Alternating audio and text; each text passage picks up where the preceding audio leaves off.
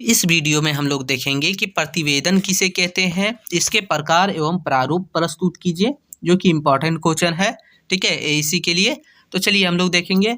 बोल रहा है उत्तर में कि किसी प्रकरण, घटना, कार्य योजना आदि के बारे में स्पष्ट देखकर या छानबीन करके जो लिखित रूप में परिपूर्ण विवरण से प्रस्तुत किया जाता है उसे प्रतिवेदन कहते हैं।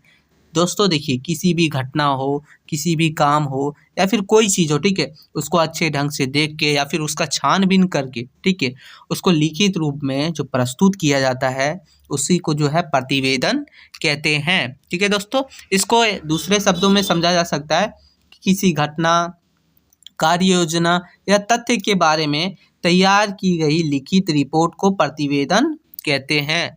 ठीक है, समझ गए। चलिए आगे देखेंगे कि प्रतिवेदन के प्रकार, यानी प्रतिवेदन के कितने प्रकार होते हैं। तो प्रतिवेदन के 3 प्रकार होते हैं। पहला हो गया व्यक्तिगत प्रतिवेदन, इसका हम लोग परिभाषा भी देखेंगे। बोल रहा है कि इस प्रतिवेदन में व्यक्ति अपने जीवन से संबंधित या फिर विद्यार्थी अपने जीवन पर प्रतिवेदन लिखते हैं, यानी लिख सकते हैं, यानी खुद के बारे में लिखता है। ठीक है, व्यक्तिगत यानी खुद के बारे में। ठीक है, व्यक्तिगत प्रतिवेदन कभी कभी डायरी के रूप में भी ले लेता है, डायरी का रूप ले लेता है। ठीक है, अर्थात यह जो है प्रतिवेदन का सर्वश्रेष्ठ रूप नहीं है। तो ये है आप लोग का व्यक्तिगत प्रतिवेदन। ठीक है, दूसरा इसका है दूसरा प्रकार है संगठनात्मक प्रतिवेदन। तो चलिए देखते हैं आखिर ये क्या है। तो संगठनात्मक प्रतिवेदन में किसी सभा, बैठक, संस्था इत्यादि का विवरण दिया जाता है। यहाँ प्रतिवेदन लिखने वाला अपने बारे में कुछ ना कुछ बोलकर सारी बातें संगठन या संस्था के संबंध में लिखता है, तो यही कहलाता है संगठनात्मक प्रतिवेदन। यानी कि सभा, बैठक या आपका जो है संस्था वगैरह में ये काम होता है, ये प्रतिवेदन लिखा जाता है। तीसरा हो गया कि विवरणात्मक प्रतिवेदन। तो ये क्या है, चलिए देखते हैं। विवरणात्मक प्रतिवेदन में किसी यात्रा, मेले, सभा, रैली आदि का विवरण तैयार किया जाता है। प्रतिवेदन लिखने वाले को यहाँ बड़ी सच्चाई से विषय का उचित विवरण देना पड़ता है। तो ये हो गया विवरणात्मक प्रतिवेदन, जो विवरण देता है किस चीज़ का, तो किसी यात्रा का, मेला का, सभा का, रैली का, ठीक है, उसको संक्षिप्त रूप में विवरण तैयार करता है, तो वही विवरणात्मक प्रतिवेदन। आगे दोस्तों की प्रतिवेदन की विशेषताएं हम लोग देखेंगे। तो चलिए देखते हैं। पहला विशेषता हो गया कि प्रतिवेदन में यथार्थ का ब्यौरा नहीं होता। ठीक है, ये हो गया पहला। दूसरा है कि प्रतिवेदन में केवल महत्वपूर्ण तथ्य को ही लिखना चाहिए, फालतू का चीज नहीं लिखना चाहिए।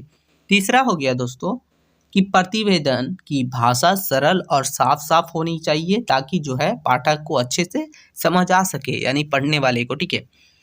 चौथा है कि प्रतिवेदन में घटना, प्रकरण आदि जो भी हुआ है उसकी तिथि और समय की सूचना दी जानी चाहिए, यानी कि तिथि और समय की सूचना भी दी जानी चाहिए, ताकि जो है प्रतिवेदन अच्छे लगे।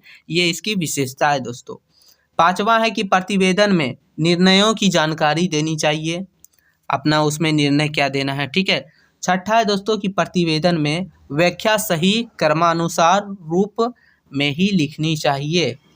सातवां हम लोग देखेंगे, बोलता है प्रतिवेदन में पुनरुक्ति दोष नहीं होना चाहिए। तो ये यानी कि दोबारा एक ही चीज नहीं लिखना चाहिए। ठीक है, तो ये हो गया दोस्तों। अब देखते हैं कि प्रतिवेदन लिखते समय कुछ बातें हैं जिसको जो है विशेष ध्यान रखना चाहिए। तो क्या क्या चीज है।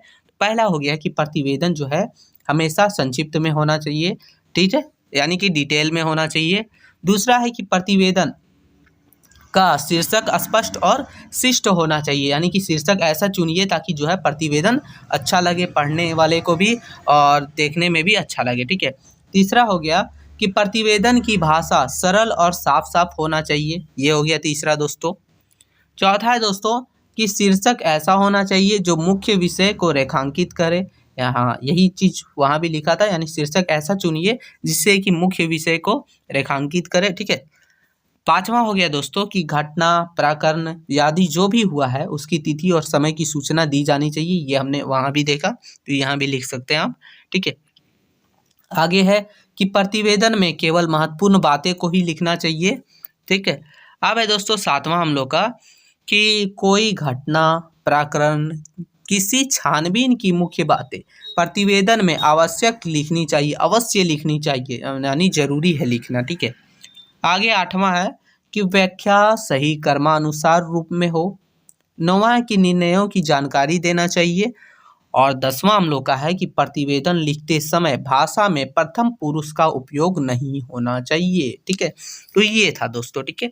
इस वीडियो के माध्यम से हमने देखा कि प्रतिवेदन क्या है, प्रतिवेदन की परिभाषा, उसका प्रकार देखा दोस्तों, उसकी विशेषताएं देखी, और प्रतिवेदन लिखते समय किन किन बातों का ध्यान रखना है ये भी देखा। ठीक है। तो इस वीडियो में हमने प्रतिवेदन से रिलेटेड कोई भी क्वेश्चन आया आपका, आप ये आंसर लिख दीजिएगा। ठीक है। मिलते हैं नई वीडियो में, तब तक के लिए जय हिंद साथियों।